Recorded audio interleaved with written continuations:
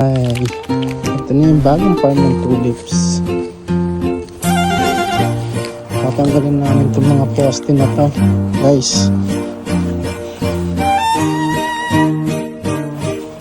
Kami kuryente to, guys, ha. Ingat kayo. Wait! Konting kaalaman guys, every year kasi nagpapalit kami ng padang kasi every 8 years yan bago taniman ulit pag nataniman na. Ito nga pala yung tataniman ng tulips. Ito, pantanggal natin ito ng mga wire na may kuryente.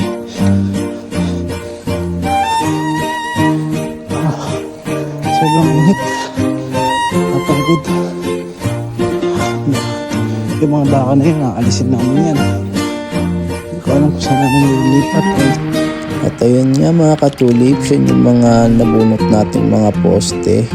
Konti pa lang yan, may mga concrete pa dyan na mga poste na mas mahirap pang bunutin. Pero syempre, basic lang sa atin yung katulips. Dami pa yan, Doon ako nagsimula sa pinakadulo na yun. Paikot dito.